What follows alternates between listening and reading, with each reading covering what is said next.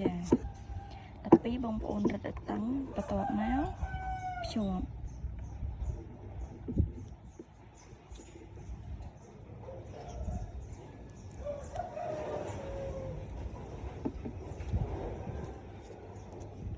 ចាពេលភ្ជាប់ហើយយើងឡើងមួយទៀតចាឡើងហើយបងប្អូនម្លងកន្លែងនេះមួយចារំលងកន្លែងនេះមួយយើងមកចាក់នៅកន្លែងនេះបងប្អូនចាយើងរុំបោះមកចាក់single crochet បងប្អូនបកគោលបងខ្ញុំសុំហៅបកគោលបងចឹងងាយយល់ចាយើងចាក់ចូលក្នុងចន្លោះហ្នឹងចំនួន3ឥឡូវបាន2ហើយចា3បងប្អូនឡើងកតុយក្រោយ2ចាឡើង2បែបនេះហើយយើងសូកចូលចន្លោះនេះទាញឲ្យផុតមកចាហើយយើងចាក់ចូលនៅក្នុងហ្នឹងរុនដដែលហ្នឹងយើងចាក់ចំនួន2ទៀតចា2បកគោលបងទៀតមកហើយបងប្អូនរំលងមួយនេះរំលងរុនមួយយើងមកចាក់រុននេះចាមកចាក់រុនហ្នឹងមកចាក់ x1 មកចាបន្ទាប់មកបងប្អូនរំលងមួយទៀតយើងរុំហើយយើងរំលងកន្លែងនេះមួយយើងមករុំនៅកន្លែងនេះមកចាមកចាក់នៅកន្លែងហ្នឹងចំនួនបកគោលបងចំនួន3ទៀត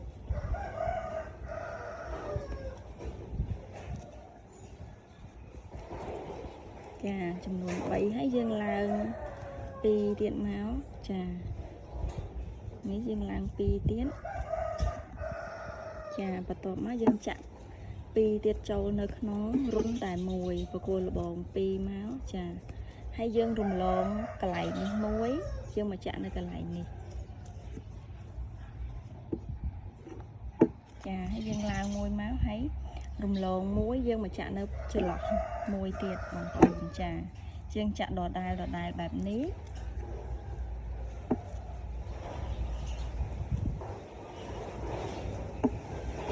ចាគោលបង3បងប្អូនឡើងកតុយក្រោយ2ហើយយើងសោកចេះមក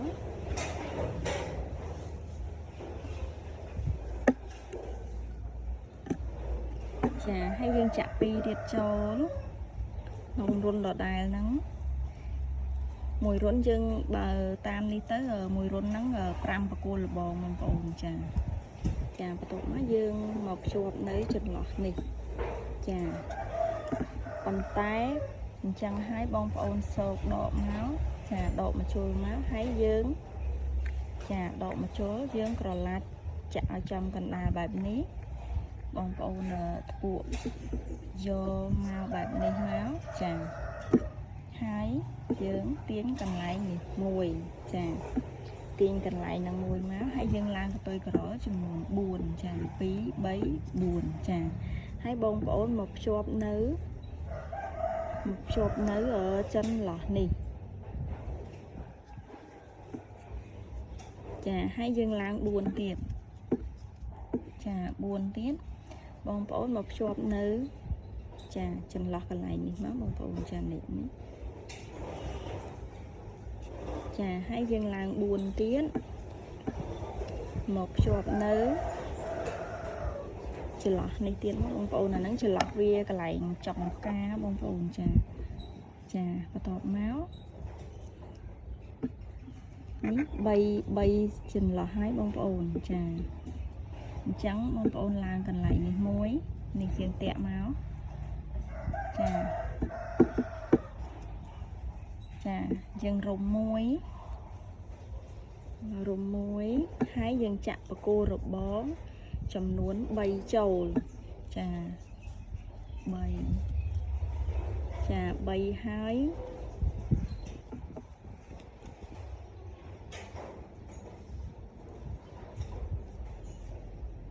ឹងបងប្អូនដោយសារតែពេលខ្លះទៅគឺជាប់អំបោះជាប់មកខ្វែងក៏មានដែរចាជាស្រ័យបងប្អូនចាឥឡូវនេះយើងបាន3ហើយចាយើងឡើងកតុយក្រលចំនួន3ចាពេលដែល3ហើយបងប្អូនសោកបែបនេះមកចាសោកបែបនេះហើយយើងរុំ2ទៀតចារុំ2បែបនេះ1 2ចាហើយយើងចាក់បកគោលបងចំនួន2ចូលចា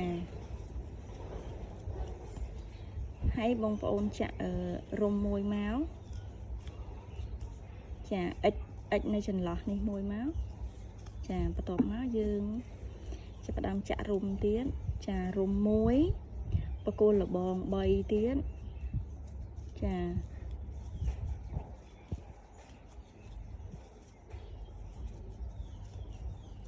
ហើយយើងរុំ2ដងនេះខ្ញុំសុំហៅបកគោលបងត្រួតចាស់បងប្អូនស្រួលហៅចាចឹងមកយើងរុំ2ដងមកហើយយើងឡើងកតុយក្រចំនួន3ចា3មកហើយយើងយកមកភ្ជាប់នៅកន្លែងហ្នឹងដដែលហើយយើងរុំ2ទៀតមកបងប្អូនបកគលបងត្រួតមួយទៀតមកចាបែបនេះមកហើយយើងចាក់បកគលរបងធម្មតា2ចូលទៀតចាហើយយើងរុំមួយមកយើងចាក់ចូលអិចមួយប៉ុន្តែអិចហ្នឹងយើងមកភ្ជាប់នៅចន្លោះមួយទៀតចាបន្ទាប់មកបងប្អូនរុំមួយទៀតហ្នឹងយើងរុំបែបនេះចាបកគោលលបង1 2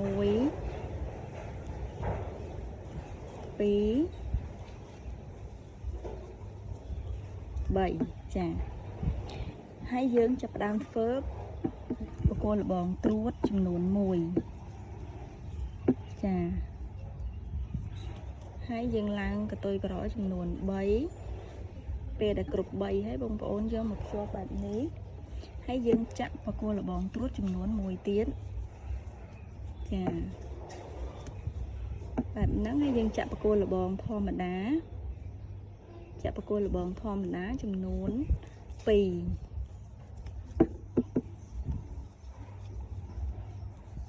ចាហើយយើងរុំមួយមក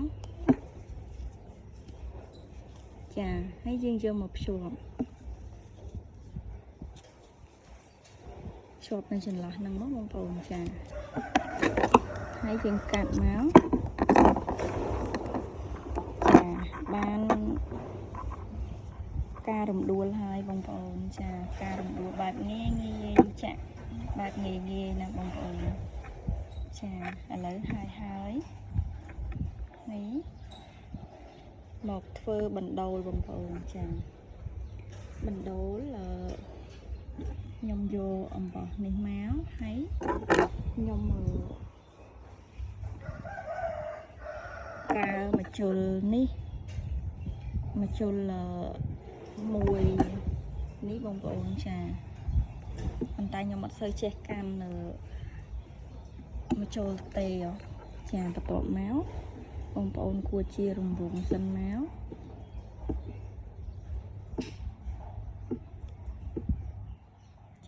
ឡើងមួយពីរ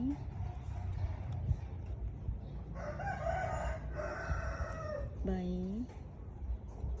4 5 6 ចាគិតដល់6បងប្អូនរឹតមកចា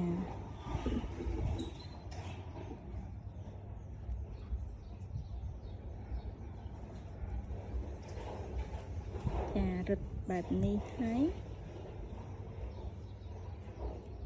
បងប្អូនចាប់ផ្ដើមរុំហើយយើងចាក់អត់នេះទេយើងចាក់មួយរុំមួយយកគ្រប់ចំនួន6ហ្នឹងមកបងប្អូនចាយើងរុំ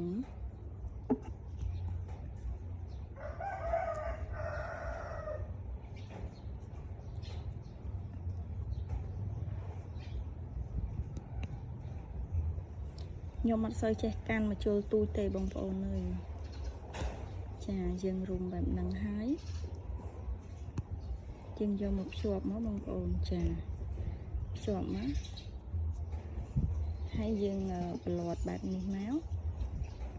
ហើយបងប្អូនចាក់អិចវិញចាចាក់អិចបែបនេះមកចាក់អិចមួយរុនមួយដដែលមក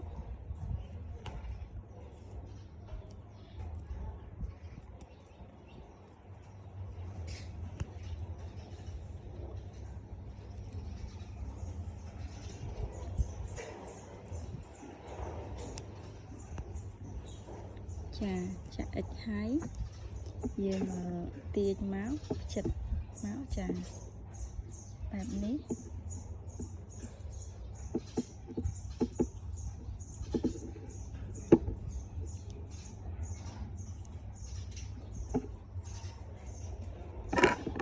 រួចបងប្អូនកាត់មក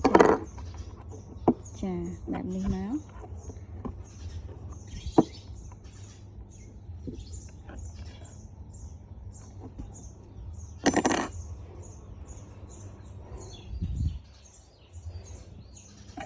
រួចហើយ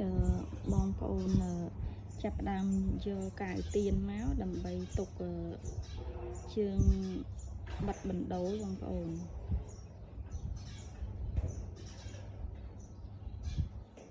ប៉ុន្តែខ្ញុំចង់ដាក់អំបោះបន្តិចដើម្បីពេលដែលយើងចង្កត់ទៅកុំឲ្យផតបណ្ដូលរបស់យើងបងប្អូនចាបងប្អូនមានស្លៃបងប្អូនអាចដាក់ស្លៃបានប៉ុន្តែខ្ញុំផ្ទះខ្ញុំសវព្រួយអំបោះបងប្អូនចាបែបនេះមកចាហើយបងប្អូនចាប់ផ្ដើមឆ្កឹះឲ្យបញ្ចិតមុខបន្តិចមកកុំឲ្យយើងទុកនៅឆ្កឹះបែបនេះចាបន្ទាប់បងប្អូនចាប់ផ្ដើមដាក់កាយទៀនមកដោយសារតែមួយខ្ញុំអត់ប្រើកំភ្លើងទេចាបែបនេះហើយបងប្អូនយកបណ្ដូលមកយកមកដាក់ចារួចជាការស្រេចការរំដួលយើងចាមានទាំងបណ្ដូលបែបនេះក៏ស្អាតដែរបងប្អូនចាមាន2-3ម៉ូតនឹងឯងចាស្អាតទេបងប្អូនចាការរំដួលយើងរួចហើយបែបងាយចាអរគុណបងប្អូនបាយបាយ